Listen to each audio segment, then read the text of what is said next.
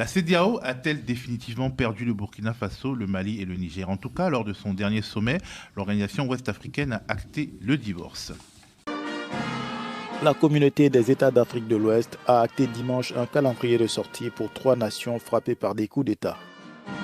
Près d'un an de médiation n'ont pas suffi à faire revenir le Mali, le Niger et le Burkina Faso sur leur décision de quitter l'organisation, qui pourtant se félicite d'une avancée démocratique régionale. Les 3 pays avaient annoncé en janvier leur retrait de la CEDEAO après les sanctions et l'incapacité du bloc à résoudre leur crise sécuritaire persistante. Une sortie amère selon le président de la commission de l'organisation. Excellences, bien que le départ imminent du Burkina Faso, du Mali, du Niger, de la CEDEAO soit décourageant, nous saluons les efforts de médiation en cours menés par leurs excellences, le président Faure Gnassingbé du Togo et le président Bassirou Diomaye Faye du Sénégal. Il faut noter que l'AES a précédé tout vide juridique qui pourrait mettre fin pour ses citoyens au droit de libre de circulation au sein de la CEDEAO. La Confédération des États du Sahel AES est un espace sans visa pour tout ressortissant des États membres de la Communauté économique des États de l'Afrique de l'Ouest, CEDEAO. Les ressortissants de la CEDEAO ont le droit d'entrer, de circuler, de résider, de s'établir et de sortir sur le territoire des États membres de la Confédération des États du Sahel dans le respect des textes nationaux en vigueur. Et les pays de l'AES restent membres de l'UEMOA, l'Union économique et monétaire ouest-africaine, dont le pendant de la CEMAC de l'Afrique centrale, qui regroupe les pays ouest-africains ayant en partage le franc CFA. Cédric, quel est le sens de ce « je pars, mais je reste » des pays de l'AES? Je ne suis pas sûr d'être capable de répondre exactement au sens de ce « pars et je reste », mais ça veut quand même dire que les États de l'AES ont conscience que la CEDEAO n'est pas totalement inutile, que au moins sur le plan de la libre circulation des personnes et des biens, il y a une utilité sur les questions d'intégration économique aussi. C'est que les gens ne savent pas et ne disent peut-être pas assez. Un pays comme le Niger échange davantage avec le Nigeria qu'il n'échange avec le Burkina Faso ou le Mali. Et le Mali échange davantage avec la Côte d'Ivoire et le Sénégal qu'il n'échange avec le Burkina et le Niger. Donc, il y a quand même une sorte d'imbrication d'intérêts que ces États ont reconnu et qu'ils admettent eux-mêmes. On ne peut pas lutter contre l'histoire et la géographie. Absolument, on ne peut pas lutter contre l'histoire et la géographie. Et bon, il y a aussi le fait que, vous savez, ça fait longtemps que les gens disent que si on veut faire la CEDEAO, si on veut faire l'AES, pour en faire une institution plus tournée vers des questions de sécurité, des questions militaires et sécuritaires, compte tenu du contexte, on peut la faire à côté de la CEDEAO. Beaucoup de gens avaient plaidé pour ce sens. Et aujourd'hui, quand on regarde cette attitude des pays de l'AES qui disent, qui ont fait une déclaration avant le sommet pour dire que nous, on garantit aux pays de la CEDEAO la libre circulation et en échange, on attend la réciprocité. En même temps, ils ne sont pas obligés, la CEDEAO n'est pas obligée de leur donner la réciprocité. Exactement, la CEDEAO n'est pas obligée d'accepter la réciprocité. Mais ce qu'on remarque dans la CEDEAO, dans sa mansuétude, si je peux permettre cette expression, la CEDEAO a dit, bon, nous, on acte le départ à partir de janvier 2025 et on étudie les modalités, puisqu'il y a des fonctionnaires du Niger, du Mali et du Burkina au siège de la CEDEAO, et il y a des institutions de la CEDEAO qui ont pour siège ces pays-là. On voit comment on va liquider tout ça. On va convoquer un sommet extraordinaire des ministres pour étudier tout ça. Et dans le même temps, on reste 6 mois qui sont une sorte de moratoire. Si vous décidez, si vous changez d'avis, vous pouvez revenir pendant cette période. Donc on est si le pouvoir change. Ça, c'est du coup, on va encore accuser la CEDEAO. Moi, je dois retourner à Niamey, donc je ne peux pas parler comme toi. Exactement. Geneviève, oui. On sait que tu n'aimes pas beaucoup les pays, les dirigeants de l'AES. J'aime pas trop les régimes fascistes, moi, effectivement, par principe, j'aime pas. C'est un grand mot. Les militaires au pouvoir, ça c'est beaucoup. C'est beaucoup. C'est le mot que j'en parle. De gauche. Ouais, enfin bon. Le général de Gaulle était un militaire. Gauche ou droite, là en l'occurrence. La révolution n'est pas le fascisme. Et puis vu la portée historique du mot fascisme. On va sortir de la philosophie. Autoritaire, on va sortir de la philosophie. Autoritaire, des régimes autoritaires, ça c'est c'est clair, des régimes qui quand même oppriment les populations, mettent en prison quelqu'un comme Moussa Tchangari au Niger. Donc voilà, pour moi, ça c'est du fascisme, c'est tout. Mais bon, ça veut dire qu'il y a beaucoup de pays fascistes en Afrique. Il y en a pas mal, mais il y en a pas mal. Dans le monde même. Et beaucoup dans le monde d'ailleurs qui sont de grands partenaires de la France. Il y en a pas mal, mais pour moi, ces gens-là valent Pinochet, c'est un peu la même chose. Mais bref, je suis peut-être réductrice dans mon approche, mais c'est mon approche. En gros, alors pour en revenir sur la CEDEAO, pourquoi ils partent tout en restant, c'est une forme de réalité quand même qui se rappelle à eux. Ils ont des diasporas qui sont dans les pays de la CEDEAO. Il y a effectivement une nécessité d'échange de population, de circulation de population. Ils n'ont pas intérêt à ce que des taxes douanières s'appliquent à leurs produits. Enfin, il y a tout un certain nombre de choses qui les conduisent à... Ah, mais rien ne prouve.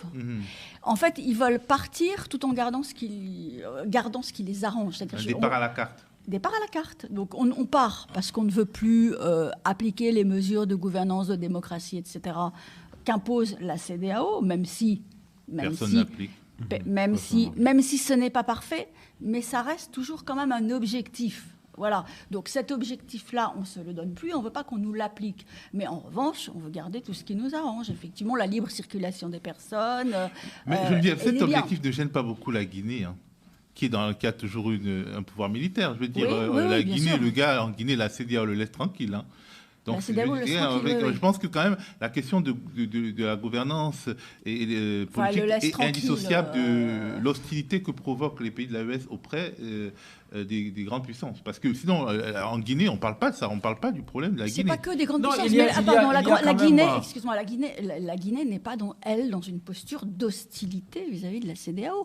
Alors que là, le Niger accuse le Nigeria, par exemple, d'être à l'origine des attaques de pipeline. Bon, il y a quand même pour la Guinée une sorte de surveillance. La CEDEAO a dit que la Guinée ne remplit pas l'agenda qu'elle s'est elle-même fixée, que les autorités militaires... Il y a une sorte encore de discussion entre la Guinée et la CEDEAO. Mais dans le cas des autres pouvoirs militaires, le lien est complètement rompu. Mais là, je pense que la CEDEAO joue aussi sa crédibilité en Guinée. Si elle veut être capable de critiquer les autres pouvoirs militaires, il faut qu'elle ait aussi de l'exigence envers la Guinée. C'est ce qu'elle est en train de faire, à mon avis, envers la Guinée. Elle ne signe pas un chèque en blanc, elle ne laisse pas Mamadou Doumbia faire ce qu'il veut. Elle continue d'exiger, même s'il y a des monitoring. Je ne vois vraiment pas en quoi il ne laisse pas faire ce qu'il veut. Fabrice. Oui, je dirais aussi que la CEDEAO joue également sa crédibilité sur les régimes politiques qui ne sont pas reconnus comme démocratiques quand des chefs d'État qui s'imposent lors d'élections qu'on reconnaît comme étant irrégulières. C'est aussi un des arguments que pose aujourd'hui les soutiens de l'AES à cette organisation qui a moins de pudeur de gazelle, pour reprendre une expression, pour aller critiquer des régimes politiques qu'on peut aussi qualifier d'illégitimes. Donc c'est facile, je pense, de s'attaquer à l'AES parce que effectivement, ce sont des pays où il y a eu des coups d'État, certes, mais des coups d'État soutenus par la population en tout état de cause. Sinon, quand même assez globalement. Alors, attends, mais comment est-ce qu'on mesure le soutien d'une population autrement que dans les urnes? Pardonnez-moi. Non, ça se voit. La première forme de démocratie, c'est la révolution française. Moi, je ne vois pas bien le soutien populaire aujourd'hui au Niger, au Mali, au Burkina. Pardon, je vois des journalistes emprisonnés. Mais comment veux-tu contester en descendant dans la rue un régime qui va t'emprisonner? Il ne fallait pas au début quand il y avait des masses humaines qui descendaient dans la rue pour soutenir ces coups d'État. Moi, je crois que pour aller un peu, si tu permets, pour un peu prolonger la discussion, en réalité, fondamentalement, ce n'est pas la philosophie de l'AES, la création de l'AES qui pose problème. Le diagnostic qui est fait par les États de l'AES, à certains égards, n'est pas totalement faux. Le fait que la CEDEAO ait manqué de solidarité au moment de la crise sécuritaire. C'est pas aujourd'hui, ça fait longtemps que les pays de la CEDEAO, que les pays de l'AES plutôt, vivent cette crise sécuritaire, et les pays de la CEDEAO n'ont pas manifesté autant de solidarité qu'ils auraient pu. Et une des critiques qui a été faite dans le cas du Niger, c'était comment la CEDEAO, qui était là et qui a été témoin, des attaques quand même qu'il y a eu au Niger meurtrières, je parle de Chinagoder qui a eu lieu en 2019, ou de Inates en début 2020, où quand même on a tué près de 300 soldats nigériens. La CEDEAO n'est pas pensée à voler au secours du Niger, mais qu'elle vienne dire qu'on va faire une intervention pour rétablir la démocratie. Donc, il y a parmi les critiques qui ont été faites la démocratie. Parce qu'elle était poussée par la France. Oui, parce qu'il y a quand même un certain nombre de... Mais pour moi, c'est au niveau de la solution. Est-ce que la solution, c'est partir de la CEDEAO seulement? Et aujourd'hui, vouloir partir et dire qu'on veut garder la libre circulation des personnes et des biens ou le libre échange économique, il y a une incohérence. On peut aussi reconnaître que chaque État a la liberté, le luxe, le choix peut-être de choisir en fait le type de fonctionnement qu'il souhaite. Il y a des États comme ça qui vont être dirigés par des militaires, d'autres vont être des États démocratiques. On peut essayer de penser, je crois, une autre forme de coopération entre l'AES et la CEDEAO. Les États de l'AES ne sont pas obligés de faire partie de la CEDEAO en tout état de cause. Maintenant, je suis d'accord qu'il faut pas être à la fois, il faut être cohérent, vis-à-vis de l'UEMOA et choisir aussi de partir de là. Si on est sincère dans la lutte, dans le combat idéologique, le combat anti-impérialiste, on sort de l'UEMOA aussi. Fabrice. Wilfried. Je ne pense pas fondamentalement qu'il y ait une incohérence. C'est peut-être nous qui n'avons pas très bien compris ce que recherchent les dirigeants de l'AES. À aucun moment, le Mali, le Burkina, le Niger n'ont dit pour nous, le Sénégal, la Côte d'Ivoire, tous nos voisins n'existent plus. Pas du tout. Ils n'ont jamais dit nous adoptons une rupture avec nos voisins. Ils n'ont jamais dit nous en voulons au peuple, nous en voulons à tous ces pays-là avec qui sont nés littéralement au même moment que nous. Ils en veulent à la structure politique, à l'aspect politique de la CEDEAO qu'ils trouvent inféodé aux puissances extérieures. Et ils le disent de manière claire. Sur le plan économique, sur le plan de la libre circulation des biens et des hommes, ils n'ont jamais dit que ça leur posait un problème et qu'ils voulaient abolir cela. D'autant plus, vous l'avez mentionné, monsieur Sidi Kaba, tout à fait, il y a une interdépendance, mais qui arrange les deux parties. Le premier client de la Côte d'Ivoire, c'est le Mali. Donc ça veut dire que la Côte d'Ivoire a besoin d'exporter ses produits vers le Mali. Le premier client du Sénégal, c'est également le Mali. 50% de la marchandise qui part du port de Dakar va vers le Mali. Et la Côte d'Ivoire dépend énormément de la viande malienne également. Sans la viande malienne, il y a une inflation du prix de la viande bovine sur le marché à Abidjan. Donc cette interdépendance-là, elle est importante et jamais, au grand jamais, les dirigeants de ces pays ne se sont dit on ne veut plus coopérer, on ne veut plus commercer avec ces gens-là.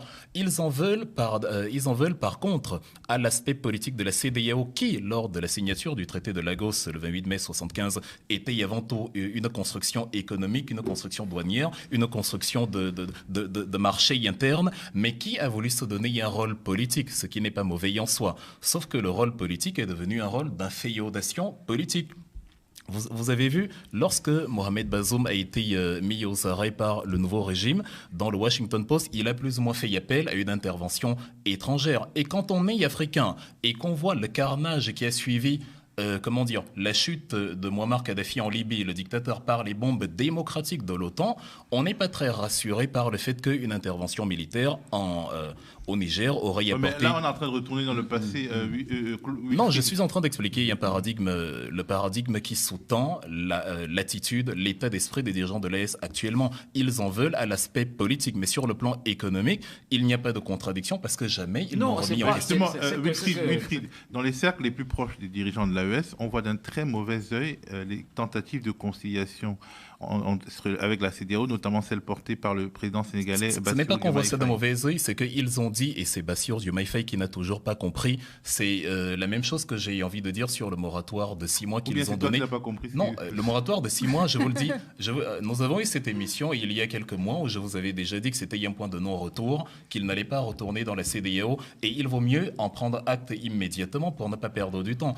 Le moratoire de 6 mois, il ne sert à rien, ces pays ne reviendront pas dans la CEDEAO. Pas du tout. C'est-à-dire, ils ont dit depuis janvier... Le moratoire est facultatif.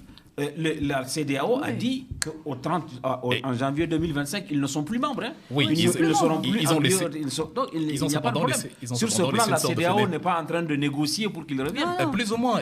Fort Yassingbe, Bassirou Diomaye Faye continue d'espérer, d'où le fameux moratoire. C'est les deux entités. C'est normal. Il est beau. C'est les deux entités qui ont demandé le moratoire. Il est beau qu'il est agréable pour des frères de demeurer ensemble. Oui, les frères veulent bien demeurer ensemble. C'est la mystique de l'unité. En fait, du point de vue de l'AES peut considérer que. Tu veux bien que le Cameroun ne se découpe pas en deux. Non, attention, là, déjà, il y a possibilité de faire une libre circulation de personnes sans s'appeler CEDEAO. Ça veut dire qu'il faudrait un traité. Non, il n'y a pas.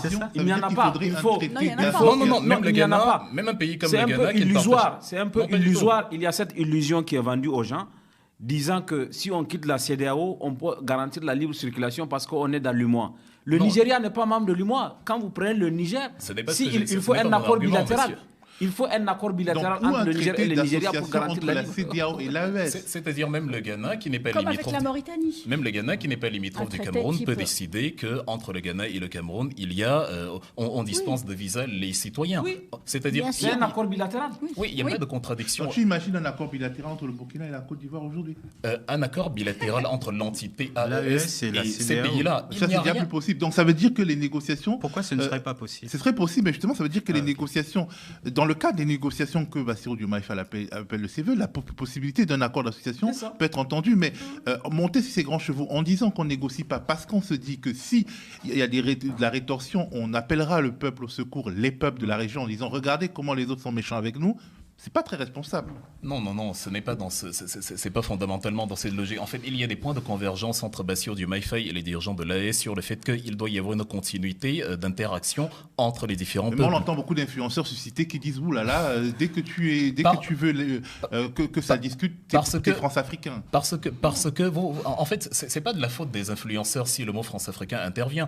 Catherine Colonna, ministre des Affaires étrangères française à l'époque, a martelé à corps et écrit que nous ne reconnaissons pas les autorités nigériennes actuelles, nous n'obéissons pas aux putschistes. Sébastien Lecornu a procédé de la même manière. Emmanuel Macron, lors du 23e sommet des ambassadeurs, je crois en 2022, il a dit à ses ambassadeurs à nouveau que ce régime-là, la France ne va pas se plier aux caprices de putschistes car il y a une épidémie de putschistes dans la région. Et il a dit nous soutiendrons carrément une intervention politique et même militaire de la CEDEAO pour rétablir l'ordre constitutionnel. Mais on ne parle pas de ça, là. C'est pour ça que... C'est vraiment le rétroviseur, là. Non, celui qui ne se souvient pas du passé, de là où il vient. Non, mais c'est ça. Je précise. C'est pour ça qu'aujourd'hui, vous avez des influenceurs qui vous disent France-Africain, parce que eux, vous oubliez peut-être, eux n'oublient pas. Et ils se disent, ce qui s'est passé hier peut survenir à nouveau aujourd'hui. Et donc, on veut être sûr que cette entité qu'on appelle CEDEAO n'est pas poussée par l'arrière, par des entités extérieures. Le PASTEF n'a jamais dit qu'il fallait aller envahir... non, ce n'est pas ce que le PASTEF a dit, mais dans la même lignée, le PASTEF a promis de soutenir. On était en août 2022, quand Ousmane Sonko a dit « Nous allons envoyer un contingent pour soutenir le Mali dans la lutte contre le djihadisme ». Au lieu de ça, on a plutôt eu l'ambassadeur ukrainien, M. Yuri Pivovarov, qui se réjouissait, qui relayait une vidéo publiée par... Ça, c'est pas la faute du Sénégal. Non, c'est pas la faute du Sénégal. Mais le Sénégal l'a même convoqué. Non, mais ça c'est pour la forme. Non, mais attendez, ça aurait été un autre pays que l'ambassadeur aurait été expulsé parce que on ne soutient pas le terrorisme en France, j'imagine. Vous imaginez l'ambassadeur du Cameroun en France relayer une vidéo qui soutient les attentats du Bataclan de Charlie Hebdo? Évidemment qu'il aurait été expulsé. Oui. Ça aurait créé un incident diplomatique. Mais c'est pas la même chose parce que même l'exemple n'est pas pertinent. Parce que s'il relaie une vidéo de Charlie Hebdo, le Sénégal, c'est pas au Sénégal que Tinzaouaten a eu lieu. Même si l'Ukraine a soutenu ce qui est complètement malheureux et dénonçable, mais le Sénégal a convoqué. Non, mais ça ne suffit pas. Les attentats, l'attaque du 7 octobre n'a pas eu lieu à Paris, mais on ne va pas soutenir le Hamas à Paris et s'en sortir indemne. Oui, bien sûr, parce que l'attaque n'a pas eu lieu ici. Donc, s'appuyer sur le fait que l'attaque n'a pas eu lieu au Sénégal. En fait, on est en train de parler d'autre chose. Wilfried nous emmène sur un chemin qui lui est favorable. Non, pas du tout. Là, on parlait des contradictions qu'il y a à se dire qu'on aura de la libre circulation sans accord d'association, sans accord bilatéral. C'est vous qui avez évoqué l'accusation de France-Africain. On ne peut pas faire un accord de libre circulation s'il n'y a pas soit un accord entre la CEDEAO et l'AES, soit un accord bilatéral. Ce ne sera pas possible. C'est-à-dire que pour la dignité de ces pouvoirs, mieux vaut un accord avec les États de l'AES. Autant la CEDEAO n'aura plus d'influence sur les États de l'AES, autant l'AES ne peut pas aujourd'hui dire que, de droit, on va avoir un accord de libre circulation avec le Nigeria. Par exemple, nous, en tant que Niger, le voisinage avec le Nigeria, c'est 1500 km de frontières. C'est 5 régions sur 8. Donc, il faut un accord bilatéral avec le Nigeria, si le Nigeria est d'accord, ou un accord bilatéral ou un accord entre les deux organisations pour garantir la libre circulation. Donc, c'est possible, en fait. L'accord bilatéral entre Abidjan et Ouaga, j'attends de le voir. Même entre le Nigeria et le Nigeria, c'est compliqué en ce moment. Débat. Je n'ajouterai rien de particulièrement spécial. Je pense que aujourd'hui, le divorce est totalement consommé entre les deux parties. Quand on divorce, on n'est pas en union libre. Il parle du caractère. On parle du caractère. C'est pas vraiment. C'est très bien dit. Alors, on parle du caractère irréversible de cette sortie. Moi, je pense et je peux dire que le caractère irréversible, c'est la proximité, comme on l'a dit, de ces pays, leur voisinage, leurs frontières, et qu'aujourd'hui, il y a une réalité qui s'impose à eux, c'est que les citoyens de ces pays, sans attendre toutes les intrigues et toutes les négociations politiques, à l'échelle politique, vont continuer d'aller d'un pays à l'autre. Évidemment. Et auront besoin, et toute décision qui isolerait une zone d'une autre sera impopulaire au niveau de l'opinion. C'est là que les dirigeants de l'AES comptent. Et oui, et donc, en fait, chacun a intérêt à ce qu'un autre partenariat, une autre forme de partenariat soit mise en place pour qu'on puisse garantir au moins la libre circulation des personnes et des biens. Et les enjeux sécuritaires aussi, puisque on ne peut pas lutter contre le terrorisme en Afrique de l'Ouest sans les États de l'AES, qui sont l'épicentre aujourd'hui de la menace terroriste. Idéologiquement, ils auront des contradictions fortes, parce qu'entre la Côte d'Ivoire et le Burkina ou le Mali, la façon de lutter contre le terrorisme... Oui, surtout que le Sénégal a du mal à rapatrier un ambassadeur sous prétexte que l'attaque ne s'est pas déroulée sur son territoire. Une pièce dans la machine. On va laisser le dernier mot à Wilfried. Le Sénégal a mal fait. Le Sénégal l'a convoqué, il ne l'a pas expulsé, mais il l'a convoqué, il lui a fait des remontrances, et je pense qu'il ne l'a pas laissé passer. C'est trop faible. Surtout les pays de l'AES qui ont un peu de mal à lutter contre le terrorisme en ce moment. Parce que le terrorisme est soutenu de plus belle depuis que les militaires sont au pouvoir. Et Geneviève y a intérêt parce que c'est l'heure de sa carte blanche. Geneviève.